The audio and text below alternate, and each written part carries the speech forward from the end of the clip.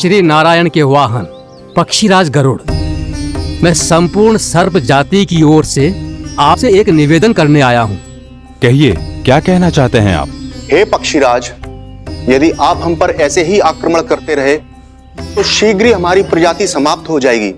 इसीलिए हमारी आपसे विनती है, यदि आप उचित समझें तो सर्पों के किसी एक घर से हम आपको एक सर्प प्रतिदिन अर्पित करेंगे। आप उसको आहार बनाइए और अन्य सर्पों को जीवित रहने का अधिकार दीजिए। मुझे स्वीकार है। तब से प्रतिदिन किसी एक घर से एक सर्प गरुड़ के भोजन के लिए भेजा जाने लगा। समय के साथ मेरे घर की भी बारी आई, परंतु मैंने एक बहुत बड़ी भूल कर दी। समय आ गया है स्वामी, आज गरुड़ के आहार के लिए इसे चुना गया है। कौन है यह गरुड़ और क्यों दूं मैं इसे कोई भेंट? स्वामी, सभी सर्प राज्यों और गरुड़ के बीच में यही समझौता हुआ है, हमें इसका सम्मान करना ही होगा। मैंने कोई समझौता नहीं किया, मैंने कोई वचन नहीं दिया और ना ही मैं किसी गरुड़ से भयभीत होता हूँ। यदि इस राज्य में किसी को सर्पों को अपना आहार बनाने का अधिकार है तो वो केवल मुझे है।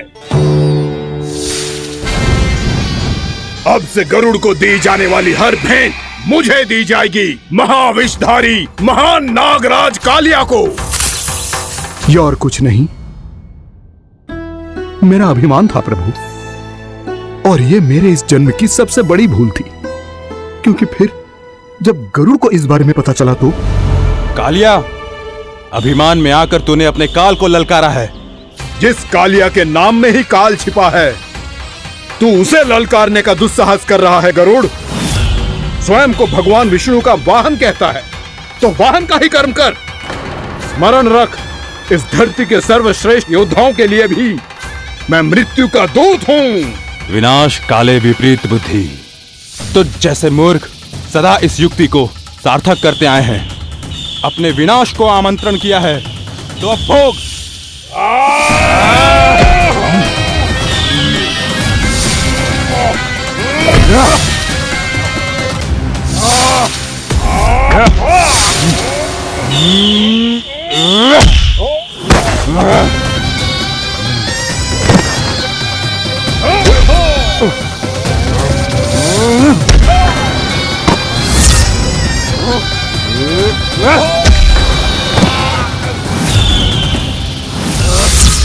जिसने मेरा भोजन चुराने की धृष्टता की है वो इसी योग्य है।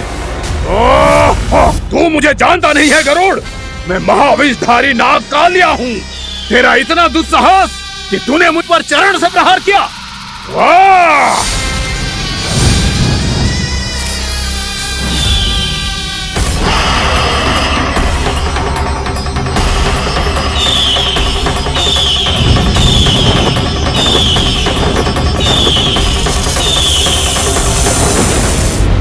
मैं अपने अभिमान में भूल गया था कि गरुड़ मुझसे कहीं अधिक शक्तिशाली है। इसलिए अपने प्राणों की रक्षा करने के लिए मैं एक स्थान से दूसरे स्थान भागने लगा। नदियां, पर्वत, यहां तक कि मैंने सागर भी लांघ डाला, पर मैं जहां भी जाता गरुड़ के रूप में मेरा काल वहीं आ जाता। इसीलिए मृत्यु की आशंका से भयभीत होकर मैं अपने बड़े भाई मां कद्रू के प्रथम पुत्र अनंत शेषनाग से राय लेने चला गया। भैया, मैं यहां आपसे आपकी सहायता लेने आया हूं।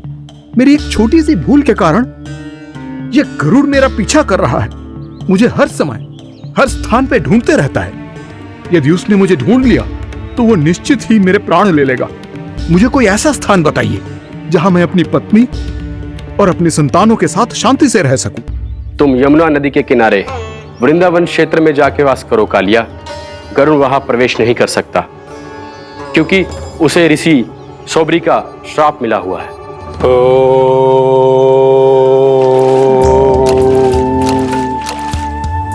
ध्यान और तपस्या का नित्य कर्म करते हुए ऋषि के मन में मछलियों के प्रति प्रेम भाव इतना बढ़ गया कि वो भूल गए सभी जीव खाद्य श्रृंखला का भाग होते हैं और मछलियां भी इस नियम की अपवाद नहीं है। उन्हें मछलियों की अटखेली इतनी अच्छी लगने लगी कि वो इस क्षेत्र के मछुआरों को भी मछली पकड़ने की अनुमति नहीं देते थे।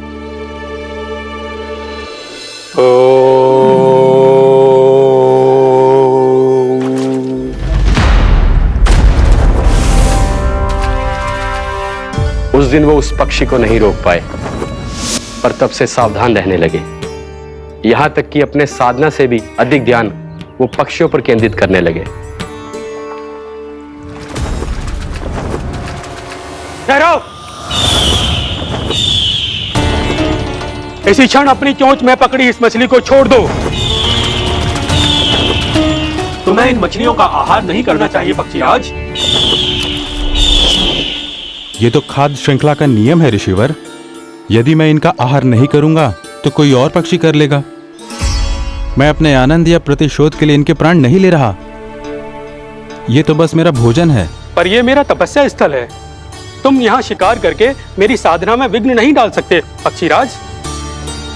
यदि आपकी यही इच्छा है तो मैं आज के बाद यहाँ नहीं आऊंगा।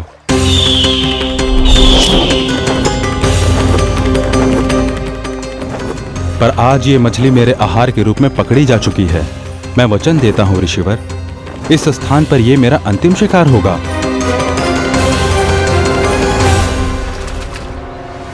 आज के बाद यदि तुमने वृंदावन की निकट उड़ान भी भरी तो तुम सैकड़ों टुकड़ों में फटकर मारे जाओगे पक्षीराज। ये मेरा श्राप है।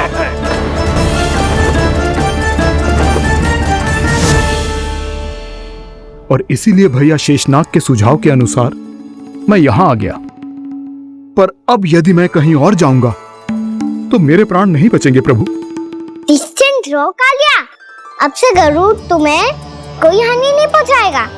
अब तुम्हारे फनों पर मेरी पक्षी बन गए कालिया, इसीलिए अब से तुम्हें गरुड़ से कोई भय नहीं होगा। निश्चिंत होकर अपने परिवार के साथ गहरे समुद्र में चले जाओ और सुख से शांति से निवास करो।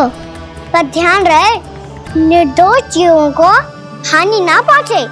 आपने मुझे जीवन दान दे दिया प्रभु, इस उपकार से मैं कृतज्ञ हूँ प्रभु। आदेश दीजिए, मैं आपकी सेवा कैसे करूं? तुम्हारे जल क्षेत्र से 1 कोटि कमल पुष्पों को लेने की अनुमति दे दो कालिया। यह मेरी सेवा होगी।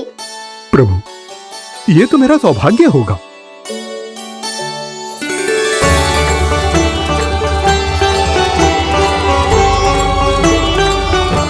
एक कोटि के स्थान पर हम 3 कोटि कमल पुष्प ले आए प्रभु। मैं तुम्हारी सेवा भाव से प्रसन्न हुआ कालिया। रमनाक द्वीप पर चले जाओ ताकि तुम्हारे कारण फिर कभी किसी निर्दोष जीव को हानि ना पहुंचे और न ही तुम्हारा विष मेरे प्रिय यमुना नदी के जल को दूषित कर पाए। मैं तुम्हें आशीर्वाद देता हूँ।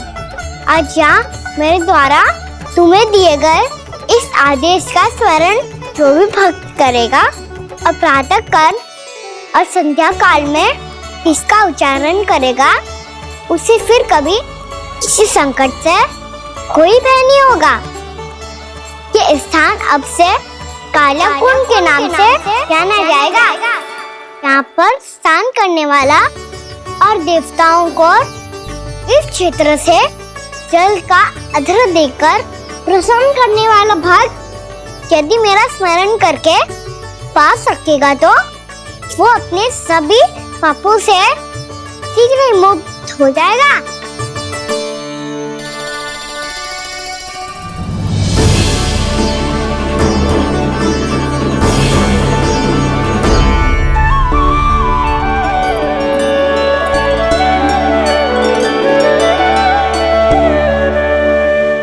कौन है जी भगवान जिसने अभी अभी कालिया जैसे विशाल विस्तर का सामना किया?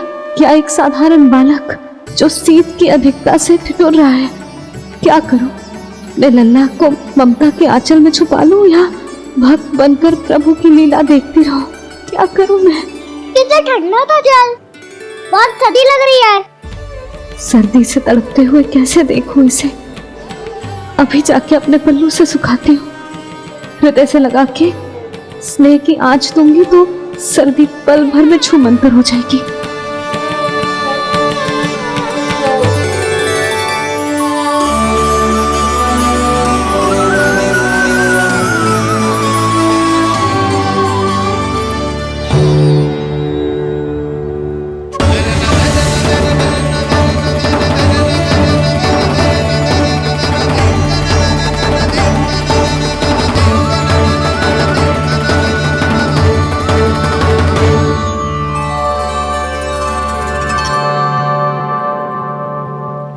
मेरी आवश्यकता ना है इसे।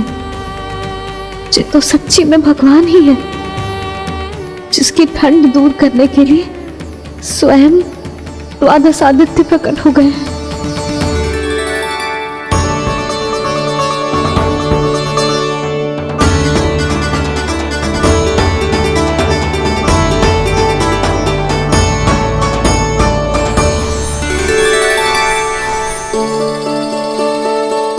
ये क्या किया आपने?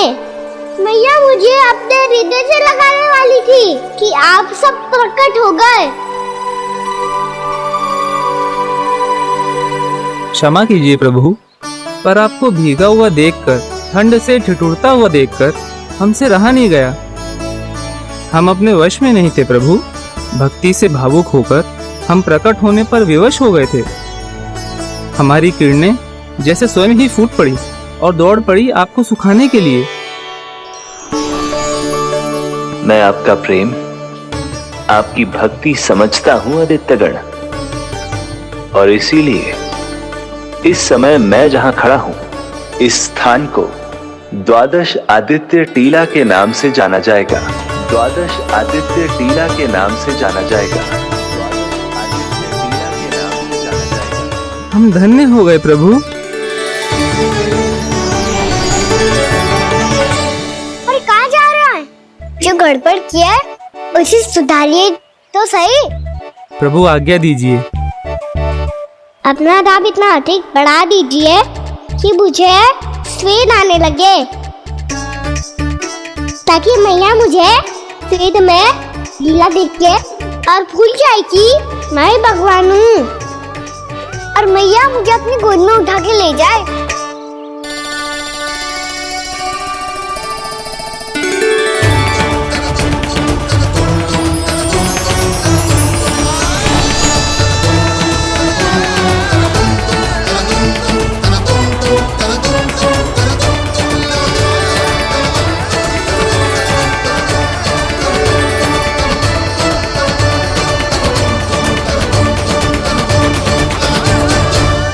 गर्मी क्यों लग रही है यहाँ?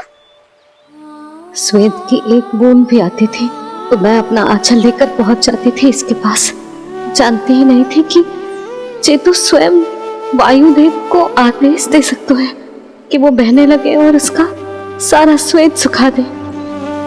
वायुदेव की आवश्यकता नहीं है मैया, मुझे आप ही चाहिए। लगता है जिस बात का भय था वही सत्य होने लगी है। भैया मेरे भगवान रूप को भूल नहीं पाएगी, और अब मेरे लिए इनको सत्य छुपा कर रख पाना कठिन हो जाएगा।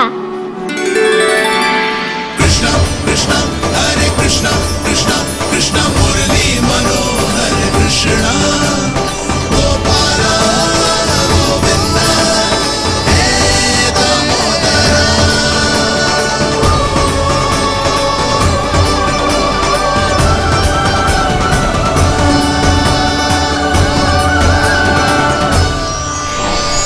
प्रभु, आपके श्वेत से बने इस प्रसंगदान सरोवर का प्रणाम स्वीकार कीजिए।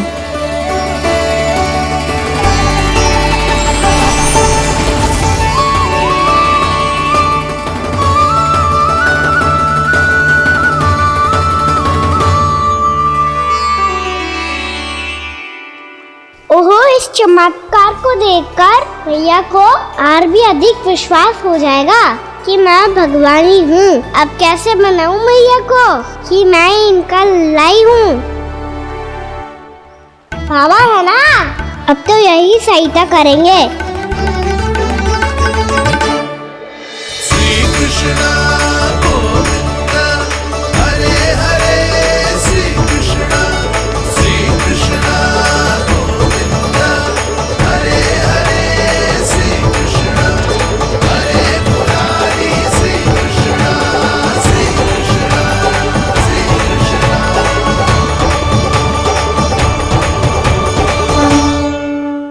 बाबा एक कोटी ना, मैंने तो 3 कोटी कमल पुष्पों का प्रबंध कर दिया है और चिंता करने की आवश्यकता ना है।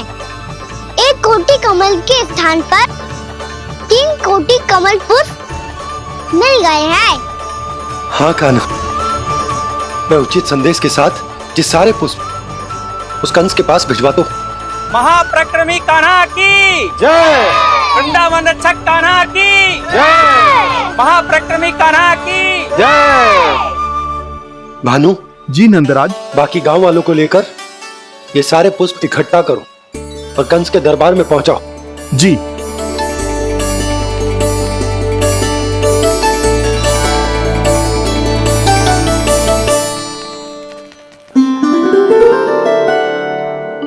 मैया।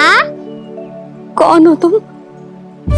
मुझे पता था मैया, जब आपको सत्य पता चलेगा तो आप मुझे मैया की तरह स्नेह ना कर पाओगी, इसीलिए आज तक सत्य छुपाता आया हूँ,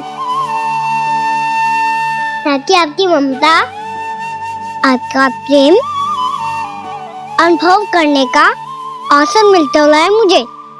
और फिर आज को बताया था ना, जो रहस्य तुमने बरसों तक छिपाया था, उसका भेद खुलने में तुम्हारा ही योगदान है। मुझे कालिया के शीश पर अपने पद चिन्ह रखकर उसे मुक्त कराना था दाऊ, वचन दिया था मैंने उसे। इसके अतिरिक्त निर्दोष पशु पक्षियों के जीवन को कालिया के विष से ही बचाना था मुझे। इसमें कंस को तो सम्मिलित करना ही था, ताकि जब मैं कालिया का सामना कर रहा हूँ तो वो किसी और असुर को समस्या बनाकर वृंदावन ना भेज दे। पर इस सबसे बड़ा एक कारण और था दाऊ, मैं चाहता था कि मैया को सत्य पता चल जाए। और क्यों कहा ना? क्योंकि मुझे लगने लगा था कि मैया से ये रहस्य छुपाकर इनके साथ धोखा कर रहा हूँ। अपराध बोध से दबा जा रहा था मैं।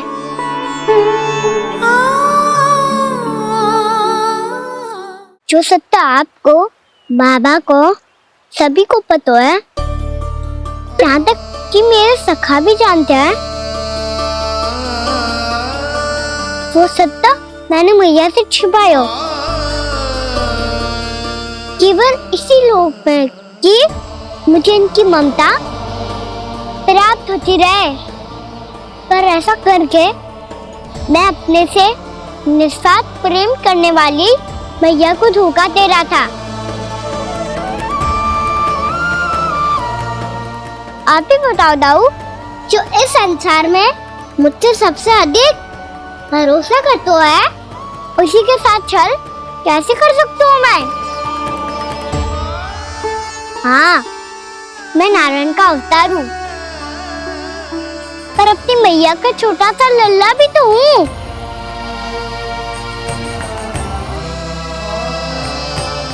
इसीलिए तो यमुना जी में छलांग लगाने का एक कारण इस गेंद को लेने जाना भी था। ने स्नेह से बनाई थी मैया ने गेंद, इसे अपने से दूर कैसे होने देता मैं? आपको आभास भी ना है मैया कि आप मेरे लिए कितने महत्वपूर्ण हो। ये सत्य है कि सभी देवता, प्रकृति, भक्त, ये सब है मेरा ध्यान रखने के लिए, मेरी सेवा करने के लिए। पर क्या इनमें से कोई भी मेरी मैया का स्थान ले सकता है? और आप भी तो यही चाहती थी कि मैं आपका लल्ला बन के आऊं, कि मैं आपका लल्ला बन के आऊं, मैं आपका लल्ला बन के आऊं। आज जैसे आपने मुझे अपनी गोद में लिटा रखा है, क्या कुछ ऐसा नहीं हो सकता कि शीघ्र ही मुझे आपको अपनी गोद में खिलाने का अवसर मिल जाए? मैया, नारायण का अवतार हूँ ना, क्या इतनी बड़ी समस्या है कि आप हृदय से भी राह लगा सकते? मैया,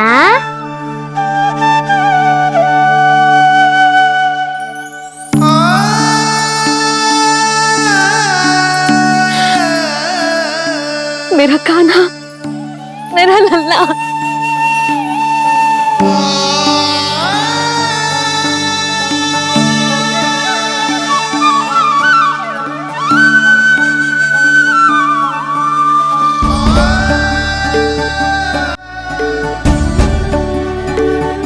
जे सत्य है कि जे जानने के बाद कि तू श्री नारायण का अवतार है,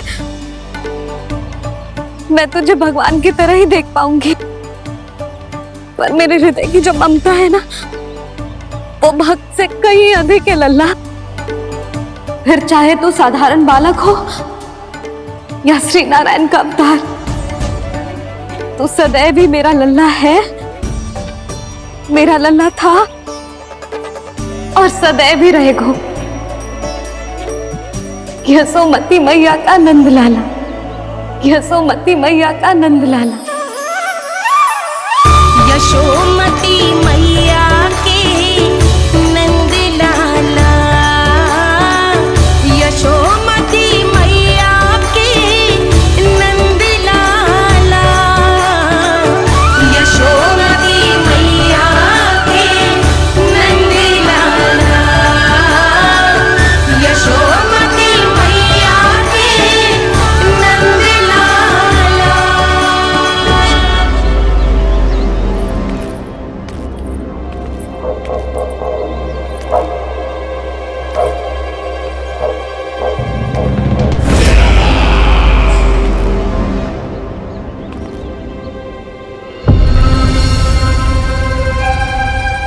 क्या है ये साला? वृंदावन से पत्र आया है महाराज। विनती की गई है कि इसे आपके सामने पढ़ा जाए। पढ़ो। शीघ्र करो। महाराज कंस, पूजा के लिए आपको 1 कोटि कमल पुष्पों की आवश्यकता थी। वृंदावन वासियों की ओर से मैं आपको 3 कोटि पुष्पों की भेंट भेज रहे हूँ। कृपया अतिरिक्त पुष्पों को अपनी गोप प्रजा की विनम्र श्रद्धांजलि समझकर स्वीकार करो महाराज। आपको ये जानकर प्रसन्नता होगी कि जैसे ही मेरा पुत्र कृष्ण कालिया नाग के सामने पहुंचो, वो महाभयंकर नाग भी आपके भय से कांप उठा और स्वयं ही ये सभी पुष्प हमारे द्वार पे पहुंचा गो। यदि आपको अब भी आवश्यकता हो तो और भी पुष्पों का प्रबंध किया जा सकता है। आपका विनीत गोपराज नंद। हमारा संघर्ष अभी समाप्त नहीं हुआ है विष्णु अवतार। यशोमती मैया का नंदलाला। पत्र में लिखा है महाराज, उसे इसी नाम से बुलाया जाना प्रिय है।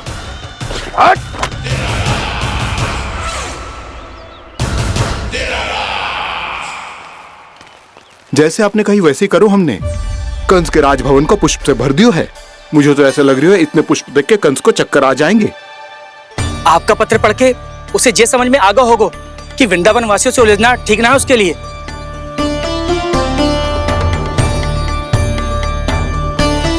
वैसे ही हमारे श्री कृष्ण हमारी रक्षा करने के लिए है ना।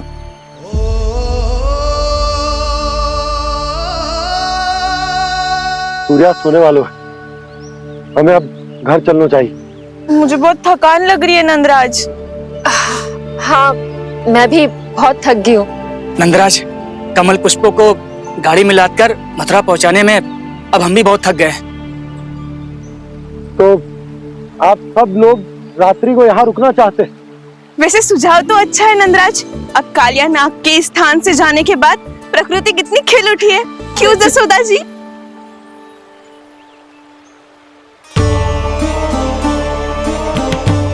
सब सामान्य है, ये जान के भी कि कान्हा भगवान नारायण का अवतार है, किसी को कोई अंतर ही ना पड़ रहा है। तो फिर मेरा मन क्यों अटको है अभी तक?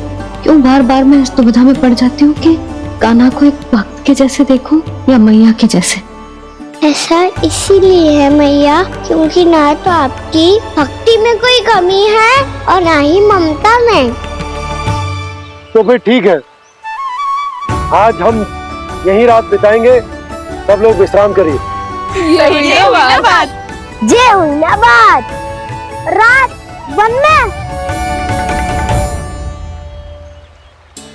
भयभीत क्यों हो रहे हो बसंता? श्री नारायण का अवतार कान्हा है ना हमारे साथ।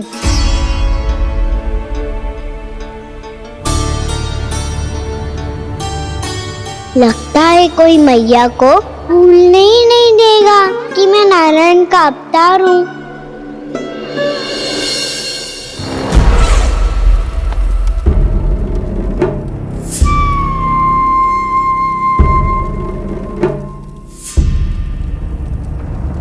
तुम्हें पूर्ण विश्वास है ना गुप्तचर? ये सब कुछ उसी बालक ने किया है। उसी ने कालिया को पराजित करके यहां से दूर भेज दिया है। मैंने अपनी आंखों से देखा है महाराज। और वृंदावन के सभी वासी इस समय वन में विश्राम कर रहे हैं, ये सूचना पक्की है। वो सब पूरी रात वन में ही बिताएंगे महाराज।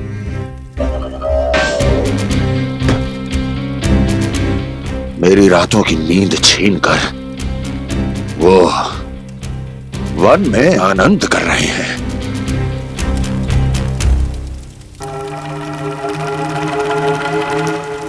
किंतु मैं उनके इसी आनंद को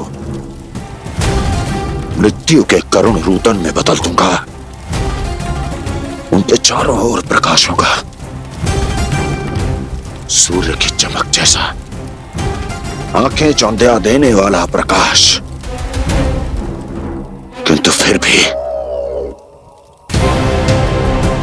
ये रात उनके लिए सबसे अधिक काली होगी, क्योंकि मैं इस पूर्णिमा की रात को अमावस्या की रात बना दूंगा। कभी न समाप्त होने वाली अमावस्या।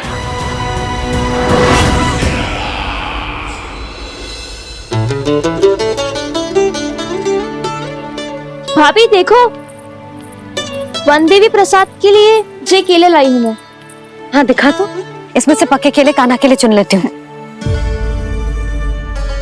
पर वो तो नारायण का अवतार है, उसके लिए फल कैसे चुनूं मैं? जो उसके हाथ में आएगा अपने आप ही मीठा हो जाएगा। भाभी क्या होगा, रुक क्यों गई? कछु ना, दिखा।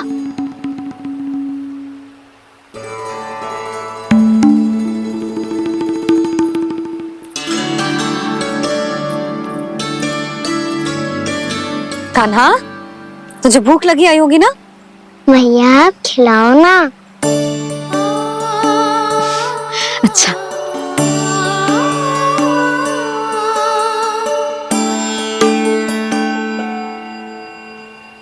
ये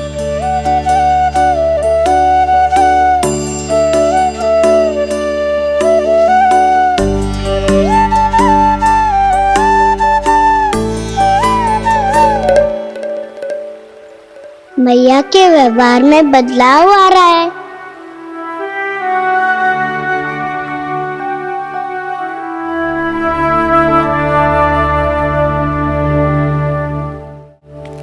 कान्हा, बंसी काका हम सबको वन में आग जलाना सिखा रहे है, ताकि भयानक पशु को दूर करा जा सके। भैया मैं जाऊं? भैया अग्नि जलाने जाऊं? हाँ जा। भैया तो चुपचाप जाने दे रही है, पहले जैसे चिंता भी नहीं कर रही है अब। लल्ला सुन, अग्नि के साथ खेलियो मती और सुरक्षित दूरी बना के रखियो, समझ आई? जा।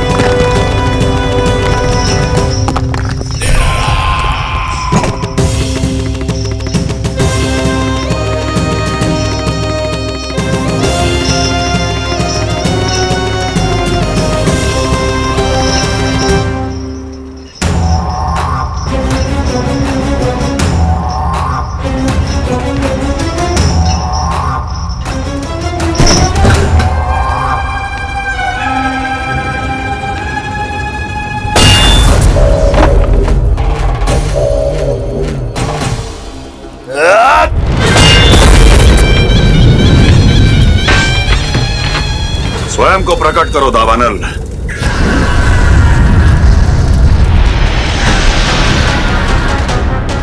प्रणाम महाराज। महाराज कंस, इस कारागार से मुक्त करवाने के लिए आपका बहुत बहुत धन्यवाद। बताइए, इस उपकार का ऋण कैसे चुकाऊं? बस वही करो दावानल जो तुम्हें सबसे अधिक प्रिय है।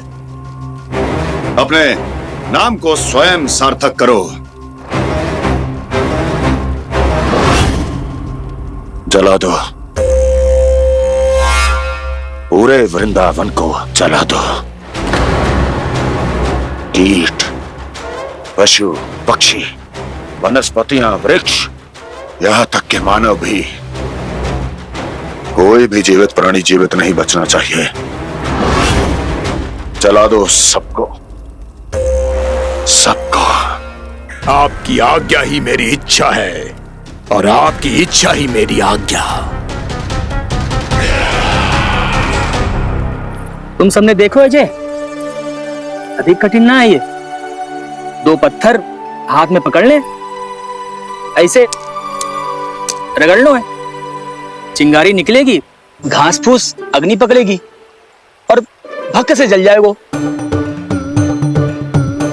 लो करो, लो सुबल।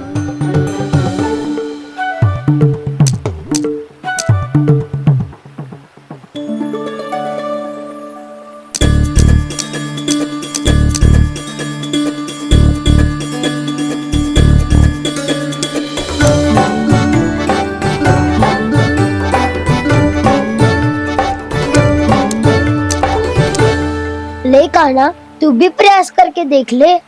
पर जितना सरल जे कह रहे थे उतना सरल ना है अग्नि जलाना।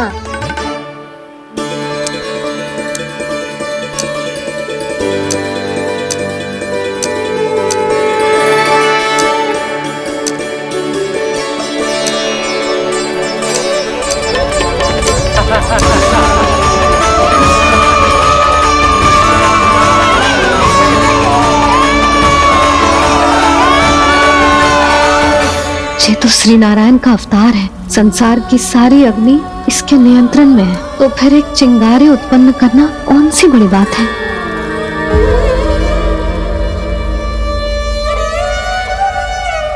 ऐसे तो मैया मुझे धीरे धीरे अपना लल्ला मारना ही भूल जाएगी।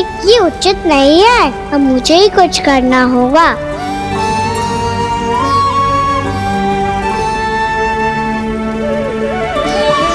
कान्हा, ऐसे मत करो, लग जाएगी।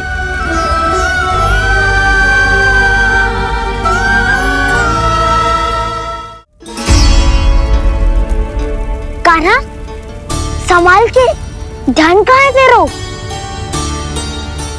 कालिया नाग का हलाहल जैसा विष जिसका कछु न बिगाड़ पाई, जिस साधारण सी अग्नि उसे हानि कैसे पहुंचा पाएगी। मेरी ममता बार बार चिंता करने पे विवश कर देती है मुझे। भूल जाती हूँ मैं कि ये तो श्री नारायण का अवतार है। यही तो मैं चाहता हूँ मैया।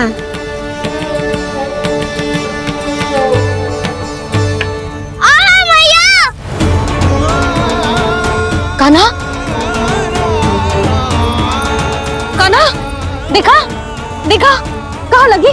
हाँ, बोला था ना अग्नि से दूर रहने। दिखा, जले का चिन्ह ना है।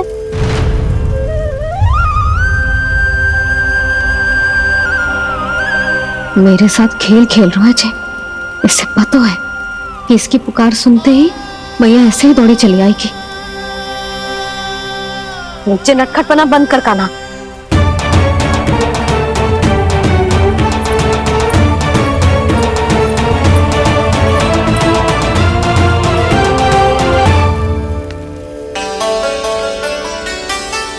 यशोदा, आ जाओ, कान्हा को भी बुला लो।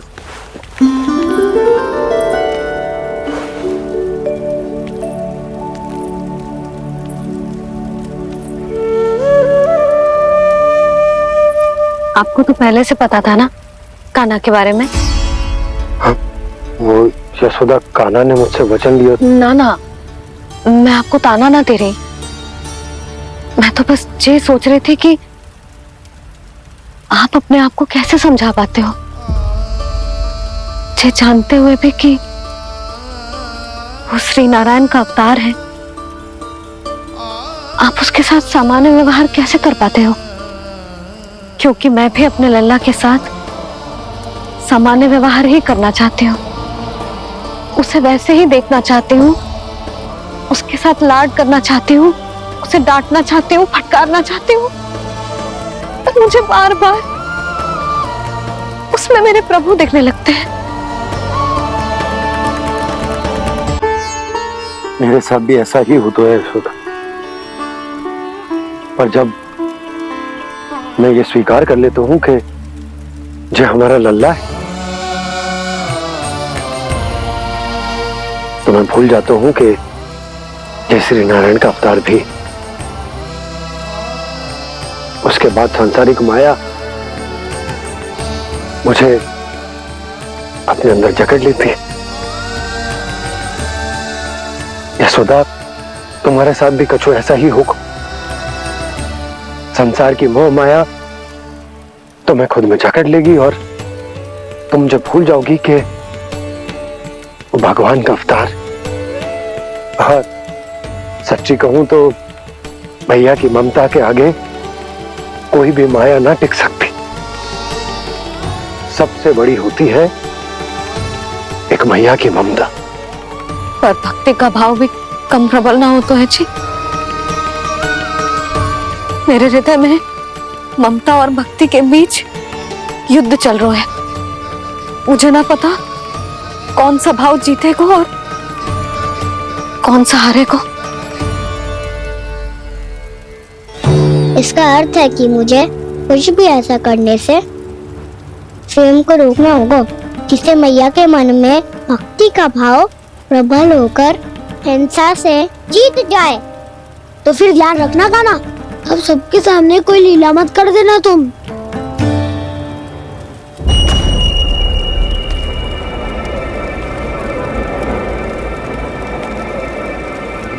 वो देखो, वो वहां बैठे हैं सब कोने में। किसी भी कोने में क्यों ना छिपा हो, आज तो जलेगा पूरा वृंदावन ही। मुझे फैला दो यहां और फिर जाओ महाराज कंस को सूचना दो कि उनका कार्य हो गया है। महाराज का आदेश स्मरण है ना, वृंदावन का कोई भी आदमी आज जीवित नहीं रहना चाहिए। अग्नि को जलाना मत सिखाओ, जाओ मुझे अपना कार्य करने दो।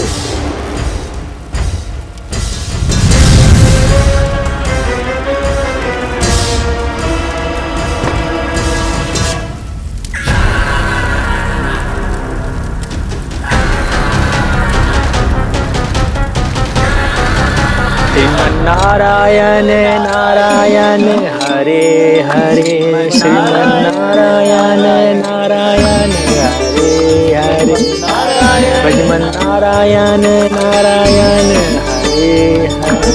क्या हुआ कान्हा? मैंने आपको कहा था ना कि मैं कोई लीला ना करूं, पर देखो कंस मामा ने असुर वृंदावन को भेज दिया है।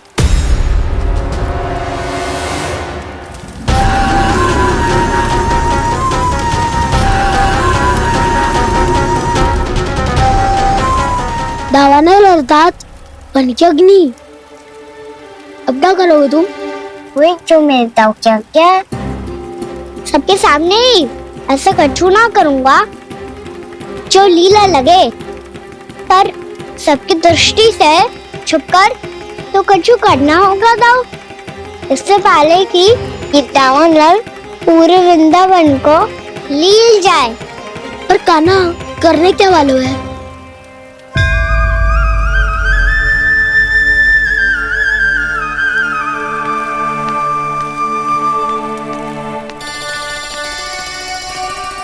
भैया बात हमको सुला दो ना।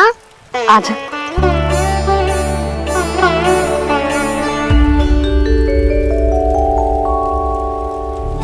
लोरी गाओ ना मैया। सब जन आंखें बंद कर लो, भैया लोरी सुना रही है।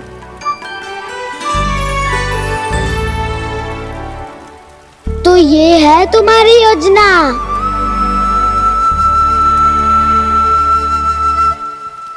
इस तरह के और भी एपिसोड देखने के लिए हमारे चैनल को सब्सक्राइब करें और बेल आइकन दबाना ना भूलें।